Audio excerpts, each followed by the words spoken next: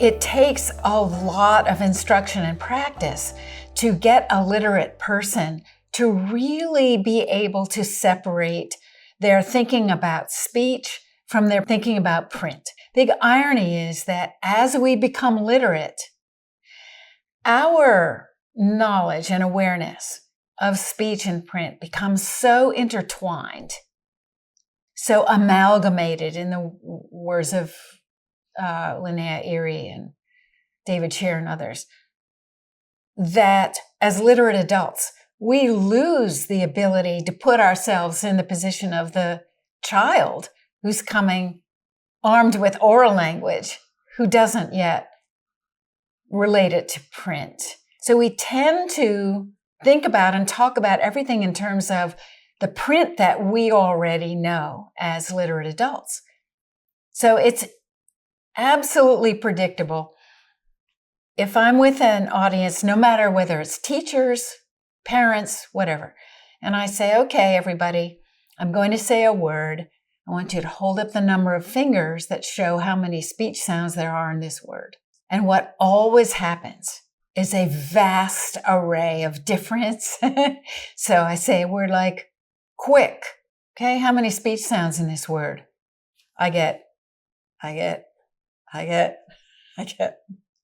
all across the audience, because people don't know. And they don't know because they're trying to think about, they think about how you spell it, but they really don't separate their awareness of k, w, e, k in the word quick. And then they'll say, well, what, isn't QU one sound? I say, well, QU isn't a sound, that's 2 letters. But if you forget what you know about spelling and you think, well, let's see, we have a word kick, we have a word wick. So if we say quick, what's happened there in the beginning of that word? We've taken those 2 consonants that are in wick and kick, and we've put them together. And it so happens that in English, we are using QU for that combination now instead of CW, the way they did in 1500.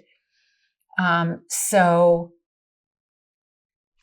the problem is that you are approaching this as a task of teaching about the print before you've taught about speech, and that print was invented to represent speech.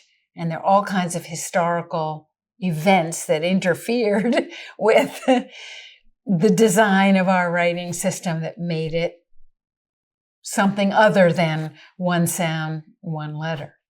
The most wonderful thing that a teacher can do is really put themselves into the mind of that student and understand, because they've had training in language processes and they are aware of what is in speech and what is in print and how these 2 need to get matched up, that they can really respond to the student and the student's behavior and the student responses in a way that will make sense to the student.